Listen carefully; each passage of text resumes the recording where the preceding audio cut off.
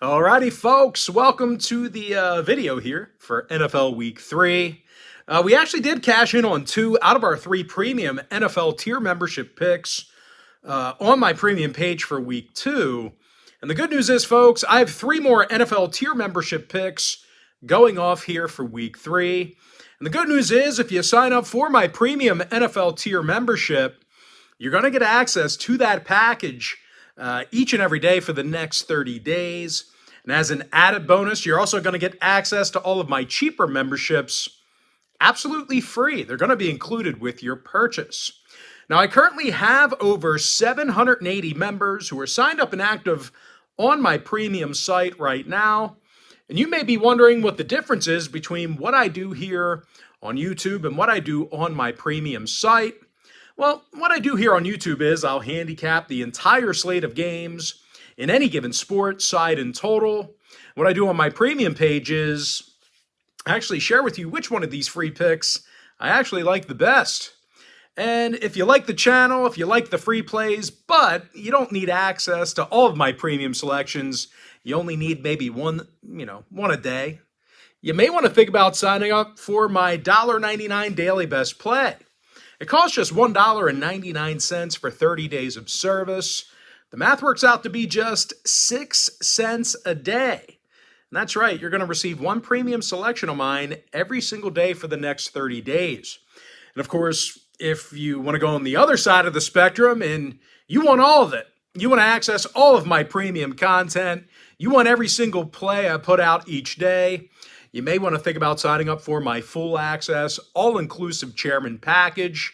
Chairman members get access to every single personal play of mine, every single package, every single day for the next 30 days. And as an added bonus, you also get access to my Chairman podcast, absolutely free. It's included with your purchase.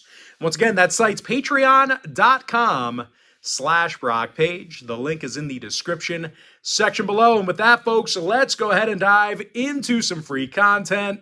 Giants at the Niners, 8:15 Eastern kickoff Thursday night. The Niners are minus 10.5, totals 44. And we did see a half a point move toward the Niners in the early going here. We also saw a 1-point move downward on the total. The Niners opened 10 flat, up to 10.5. Total opened 45 down to 44. And even though the Niners left that back door open for the Rams in week 2, that was a wildly rare and suspicious occurrence. Very unforeseen cover by the Rams there. Unexplainable, excuse me. Certain bettors were actually able to get the Niners at 7 flat. So it wasn't as disastrous for some people as it was for people who got the 7.5 number. So for a good amount of people, it did end up being a push, although man, that's still tough. That was like a guaranteed win there. Now, defensively, obviously, the Niners are great at slowing down the run. San Francisco has a top 3 rush defense. Dio Lenore, he's the club leader in tackles. Fred Warner is right behind him with 19 tackles through 2 games. And although Nick Bosa is incredibly disruptive on the pass rush, it's actually Drake Jackson who leads the organization right now in sacks with 3 of them. Now, offensively, on the other side of the football, the Niners up front have really controlled the line of scrimmage. San Francisco's averaging a league-best 5.6 yards a carry on the ground. And, of course, Christian McCaffrey, he's got 268 total yards on the year and a couple of scores. And that's certainly bad news for a Giants defense who's 26th right now in rush defense. And aside from allowing more points a game than any other club in the league through 2 weeks, the G-Men are also dead last in first quarter points allowed. So look for those Niners to start off hot and heavy. Now, offensively, obviously, Saquon Barkley is once again injured. The rushing element affected heavily for the G-Men.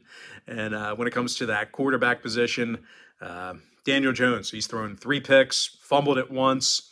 He's been sacked 10 times already. This O-line has been pretty putrid through a couple of weeks. Now, more bad news for the offensive line. Thomas and Bredeson have been ruled out. McFadden and Ojulari banged up on the defense for New York. Keep an eye on them. Meanwhile, for the Niners, Brandon Ayuk is questionable with a shoulder. Although I don't think that injury is going to impact the game too much, considering the Niners are probably going to run all over these guys. Now, total-wise, this game's being featured as my $1.99 daily best play for Thursday, September 21st. So if you want to see whether I'm pounding the over or the under in this one, this game is once again being featured as my daily best play. The link for my site is in the description section below. But as far as making a free pick is concerned, give me the 49ers minus 10.5. All right, next play, moving into Sunday, Colts, Ravens, 1 o'clock Eastern start time. Baltimore's the 7-point favorite at home, totals 45. Now, we actually saw a 1-point move toward Indy in the early going here. Movement upward on the total as well. The Ravens open 8 down to 7. Total open 44 up to 45. The Ravens are 2-0, and they successfully covered the point spread in both of those ball games. And I really think this Baltimore defense is going to smother Indy. They're in the top 5 in the league right now in yards allowed per play. Roquan Smith, he has a team-high 21 tackles. Patrick Queen's right behind him with 19. When it comes to offensive production, no real shock here, no real surprise. The Ravens are in the top 5 in the AFC in rush yards per game. Lamar Jackson and Gus Edwards, they're both averaging over 5 yards a carry, doing some damage whenever these guys touch the ball. And they're facing an Indy defense who does actually defend the run quite well. But if Baltimore commits a little bit more to throwing the football, they're probably going to be able to throw it over the top. This Indy secondary is in the bottom 5 in pass yards allowed. And this Colts defense is also broken down late in ball games as well. They're nearly dead last in fourth quarter points allowed. And obviously, you got that injury to quarterback Anthony Richardson, currently in concussion protocol. Typically, I'm optimistic with injuries, but I don't know about this one. I don't know if he's going to be ready for Sunday. Tough to say if he's going to suit up or not. But even if he does end up playing, I'm not sure he's going to be able to do enough to neutralize this Baltimore defense. Now, once again, injury-wise, Kelly, Moore, Stewart, Nelson, and obviously Richardson, they're all currently listed as questionable for Indy. Meanwhile, for Baltimore, Beckham, Hill, Clowney, and Duvernay, they're questionable for them. Give me Baltimore -7, under 45. All right, next matchup, Titans, Browns, 1 o'clock East. Cleveland's the 3-point favorite at home, totals 39.5. And we are seeing line movement toward the Titans and the under. Cleveland opened 3.5 down to 3. Total open 40 down to 39.5. And as much as the media has been shitting on Deshaun Watson, well, he did have several drives through week 1 and 2 where he looked really dangerous and in complete control. It was just those costly turnovers that really overshadowed the things he's done right, and rightfully so. I get that.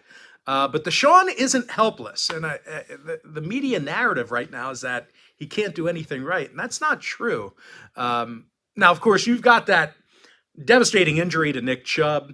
I know that's going to affect public bettors. They're going to overreact to that. They always do to injuries. But the fact of the matter is, this Browns O-line has opened up those holes for Chubb. And you got to keep in mind, the backup Jerome Ford, he's rushed for over 4.5 yards a carry. So I get it. He's not Chubb, but the Browns can block. They can open up some holes. So, plug and play. Put somebody else in there that can run and gain your yards on the ground. The Browns actually lead the league right now in rush yards per game. So, like I said, even with the absence of Chubb, I think you're still going to be able to move the ball on the ground with a non-starter. And on top of it, well, this Cleveland defense is definitely going to keep you in it. They look solid against their NFC North opponents through week 1 and 2. You're going to need a couple turnovers from them. You're going to need some good field position from them. But I think you're going to get that The Browns are allowing just 3.9 scrimmage yards per play. That's almost a league best. Now, they're also limiting opposing quarterbacks to a 46% completion percentage. That's best in the league. And, of course, we're still looking at a Tennessee team on the other side who's little threat throwing the football. They've been that way for the last 5 seasons.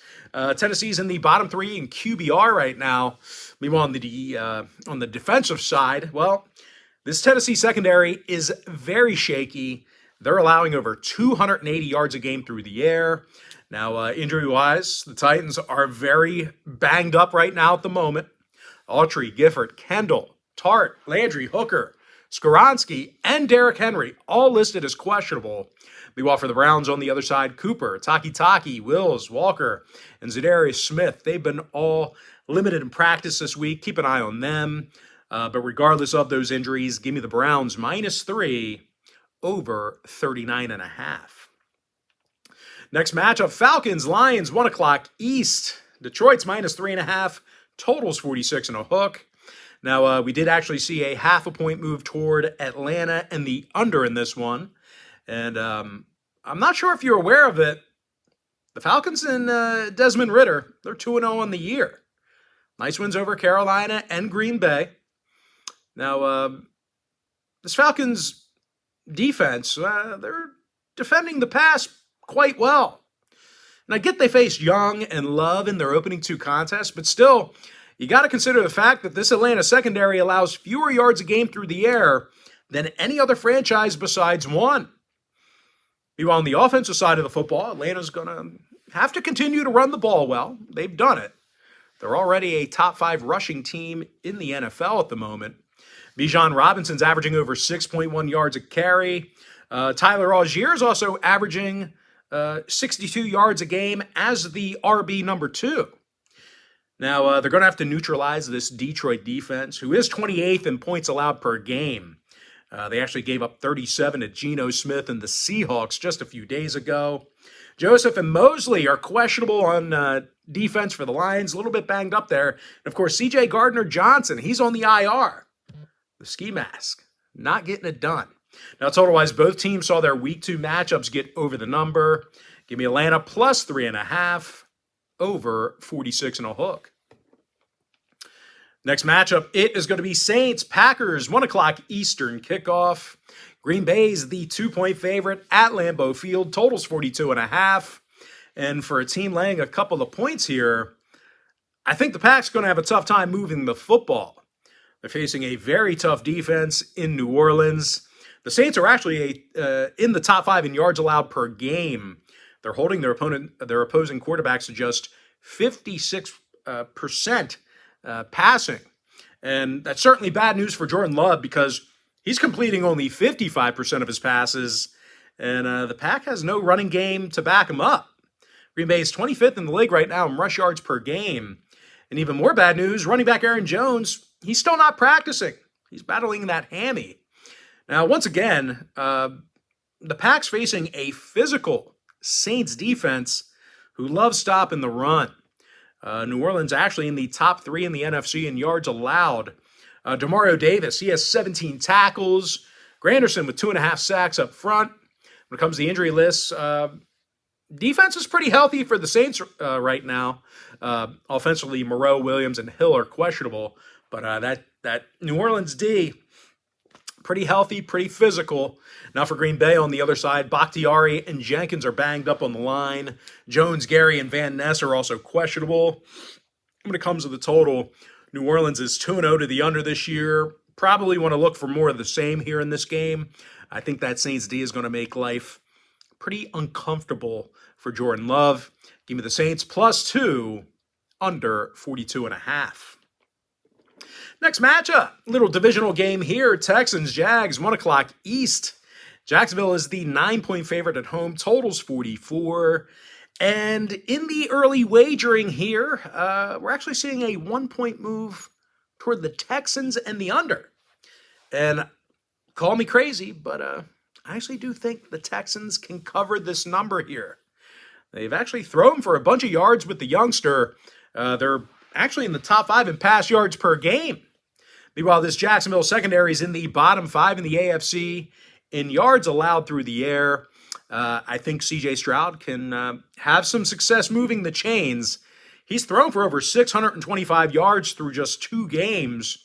Hasn't turned it over yet either.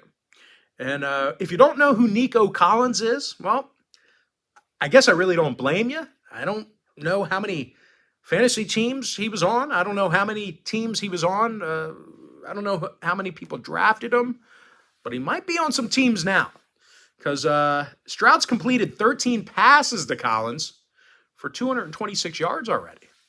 Meanwhile, the Jags on the other side, well, they've looked a bit one-dimensional offensively.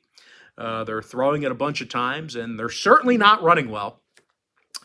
Jacksonville is gaining under 3.5 yards per rush. They're also in the bottom 5 in the AFC in offensive yards per play. They did suffer a Week 2 loss to Kansas City, where they were held to just 9 total points. Allen Jones, Fatukasi, and Wingard are questionable for the Jags. Pretty important pieces to the D, so keep an eye on them.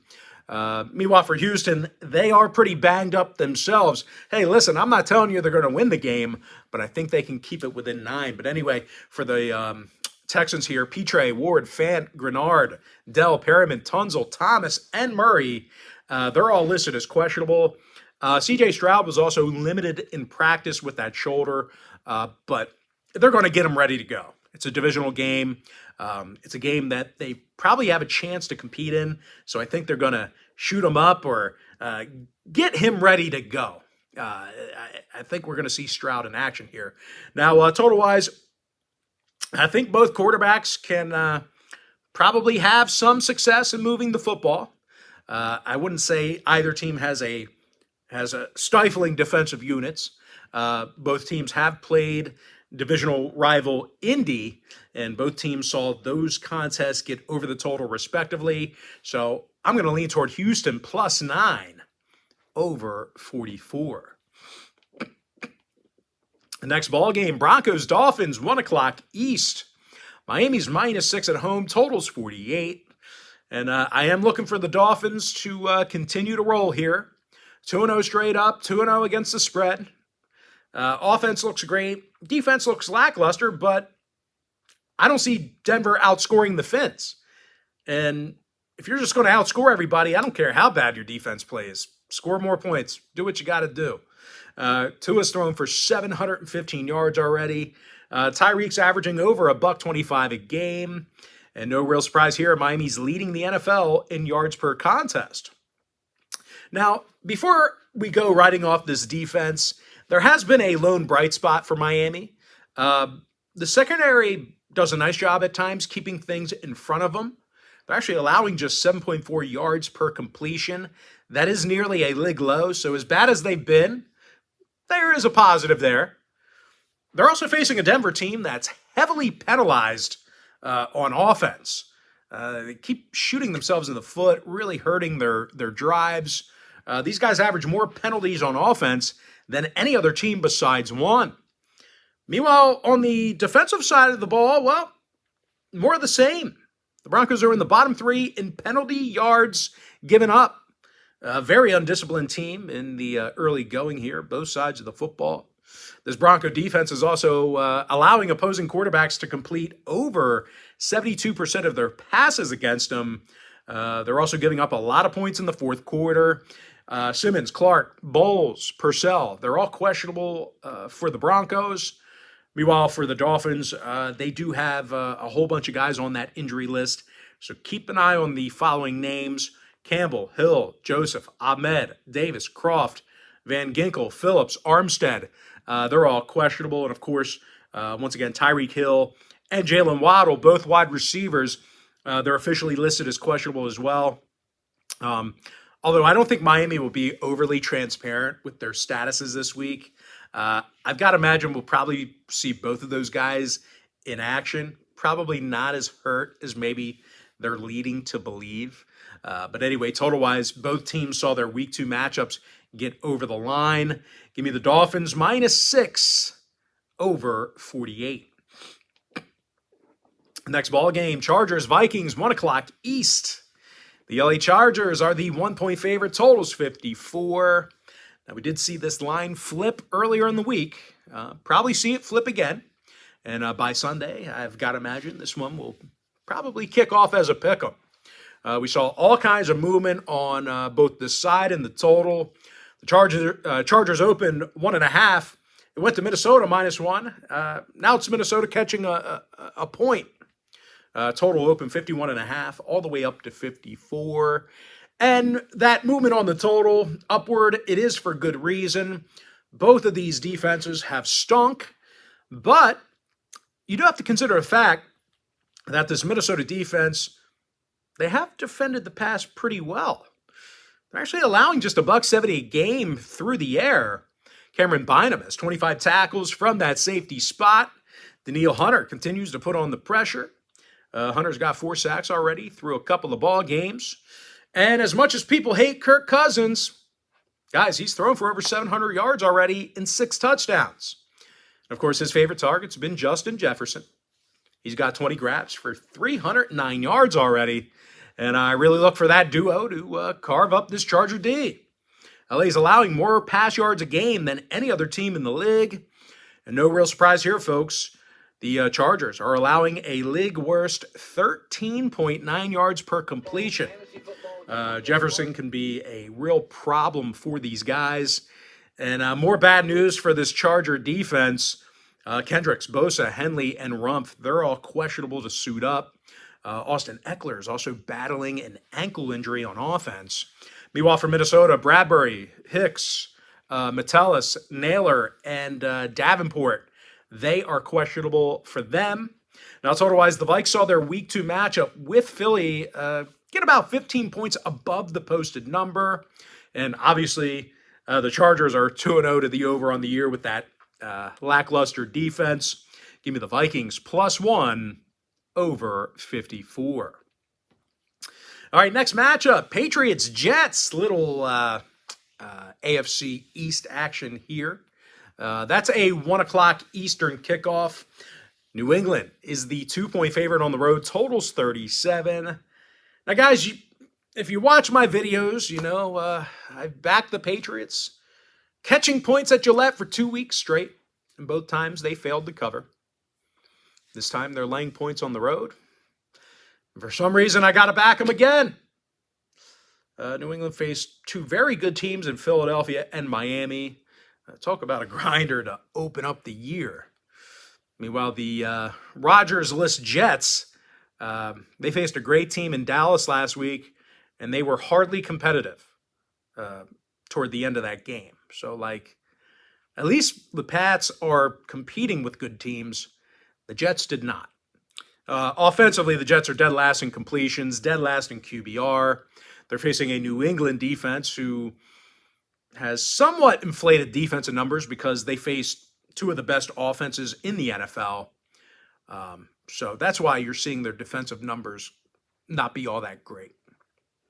Now, when it comes to offensive production, the Pats can move the football. They actually lead the NFL in completions per game. Mac Jones is throwing for nearly 275 per contest. He's got 4 touchdowns. And the Pats have also done a nice job scoring late. They're officially a top 5 point producing team in the fourth quarter. Sal, Barmore, Owenu, Strange, Parker, Jonathan Jones, Marcus Jones, and Trent Brown. They're all questionable for the Pats. Hall, Zerline, Becton, Brown, and Franklin Myers are questionable for New York. 3 out of these teams' last 4 gatherings did fall under the total. So if you're into historical trends, plenty of unders to go around. Give me the Patriots -2 under 37. Next matchup, Bills Commanders, 1 o'clock East. Buffalo's the 6-point favorite, totals 44. And we are seeing some movement toward the under in this one. Total open 46 down to 44. 2-point move on the number. And following a mistake-filled week 1, the Bills did get back on track, blasting the Raiders in week 2. It was 38-10 in that one. And even though Josh Allen's prone to making mistakes, he's completing a league-best 77% of his throws. As a team, the Bills are currently in the top 5 in yards per game. They're facing a Washington defense who has had some troubles slowing down the run. Now, they've also been penalty prone as well. The Commanders are committing a league-high 90 penalty yards a game on defense. And I really think the defense kind of costs Washington in this one. Both teams did see their week 2 matchups fly over the total as well. Now, injury-wise, Martin, Thomas, and Payne are questionable for the Commanders. Meanwhile, for Buffalo, Bernard, Phillips, Knox, Hyde, and Floyd are questionable for them. Give me the Bills -6 over 44. Next contest, Panthers, Seahawks, 405 East. Seattle's the 6.5-point favorite at home. Total's 42 and a hook. And even though Seattle put up 37 big points against the Lions, these guys are playing horrible on defense. They're allowing 422 yards a game. That's second worst in the league. They're also allowing 12.5 yards per completion. So basically, when teams throw on them, they're gaining yards in chunks. And make no mistake, the Panthers have competed with quality divisional opponents in weeks 1 and 2. They played the Falcons and the Saints pretty tough in the opening weeks. And when it comes to defensive play, they're tough to move the ball against.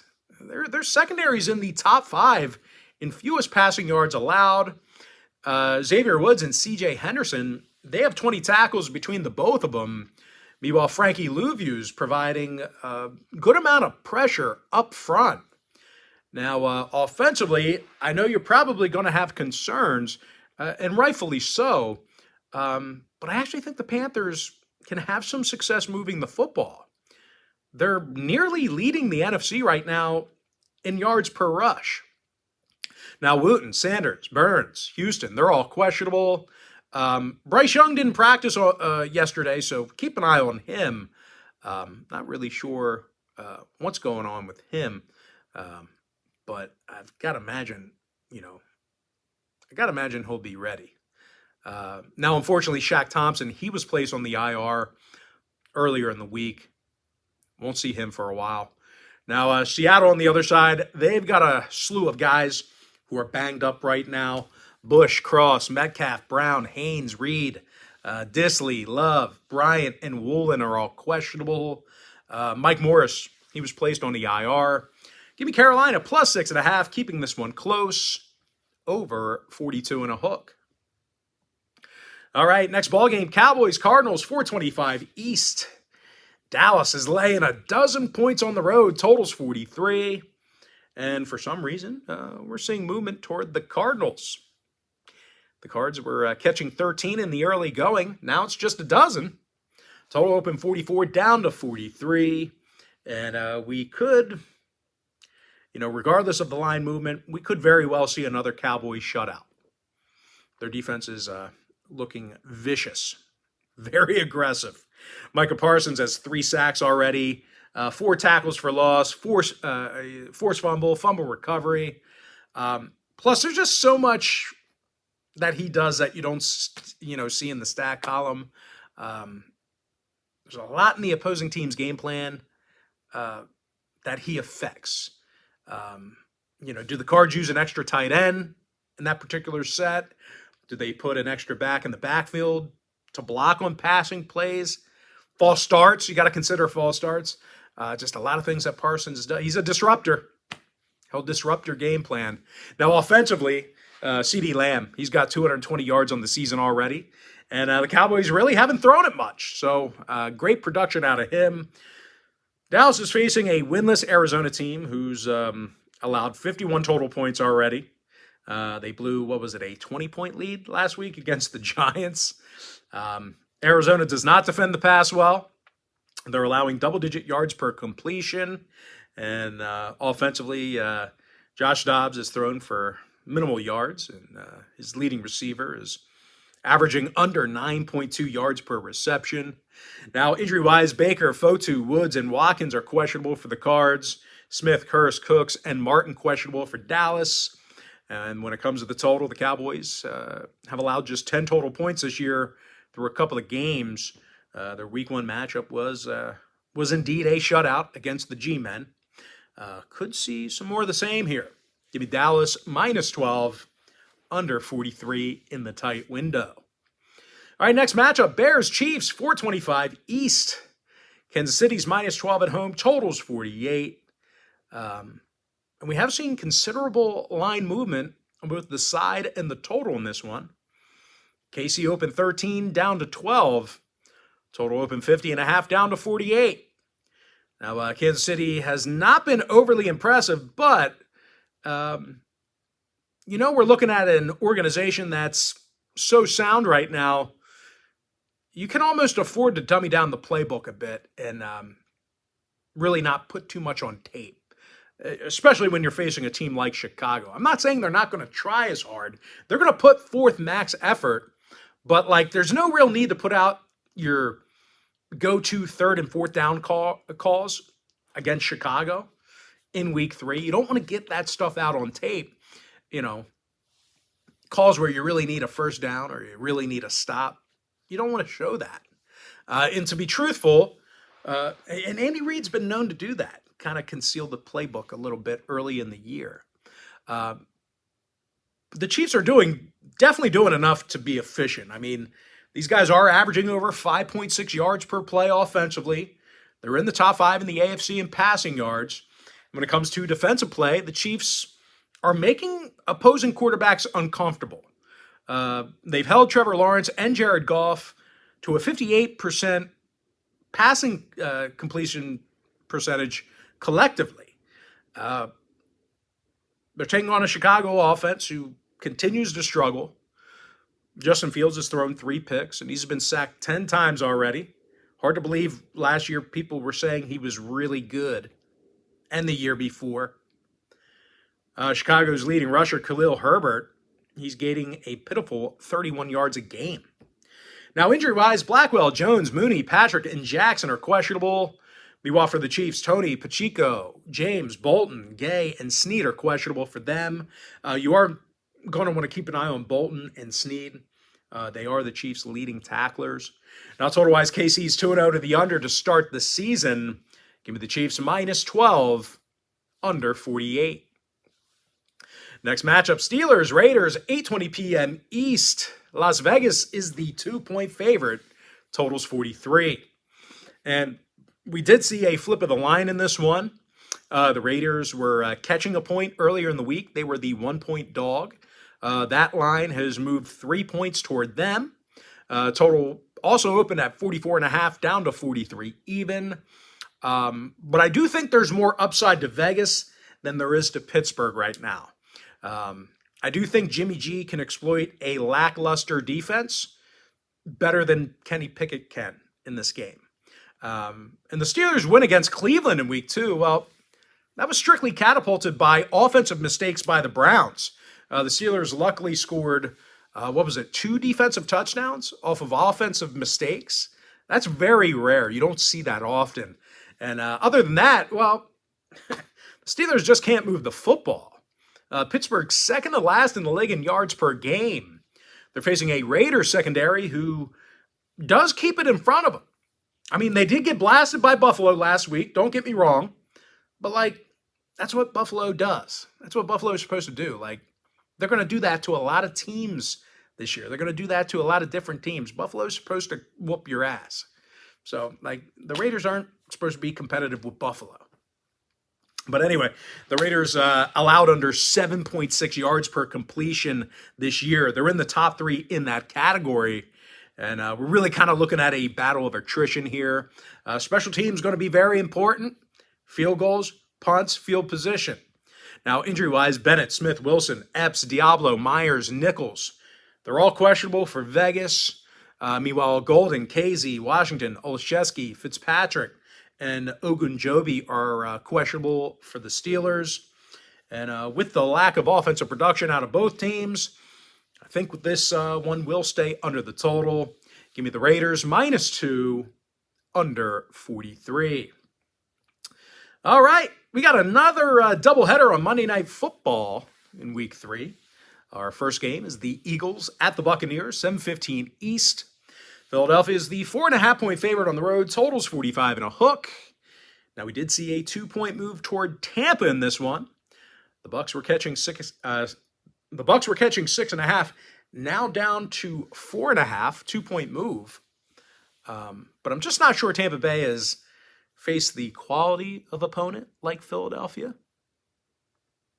They beat the Bears and Vikings thus far, which they didn't set the world on fire offensively. It was really their defense that kind of kept them hanging tough in those games. Tampa Bay's running for just 2.9 yards per play. And on the defensive side, they are in the bottom 10 in pass yards allowed. They're actually giving up over 10.1 yards per completion. And unfortunately for them, they're facing an Eagles team who completes 71% of their passes themselves. And a real strength of this Philly offense is that O-line. I mean, this is the heartbeat of this team. These guys are, they've just been pushing people around. Philadelphia is gaining more yards a game on the ground than any other offense besides one. And it's a running back by committee. They got 3 different guys that can tote it. And obviously Jalen Hurts is mobile when you need him to be. Now, Bradbury, Blankenship, Gainwell, they're questionable. Maddox tore his pec. He's done. Meanwhile, for Tampa Bay, Dennis, Davis, and Kancey are questionable. Edmonds is on the IR. The Bucs did see their week 2 contests against the Bears get over the total. Philly's 2-0 to the over themselves. Give me the Eagles -4.5 over 45.5. And with that, we're going to jump into our next and final game for the video. Rams at the Bengals, 8:15 East.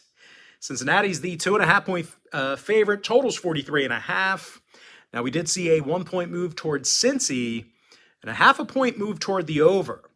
And if you want to see whether I'm making a play on the money line total or against the spread in this one, this game's being featured as one of my NFL tier membership package picks on my premium page.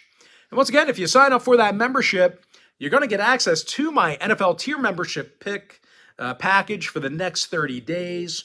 And as an added bonus, you're also going to get access to all of my cheaper memberships absolutely free.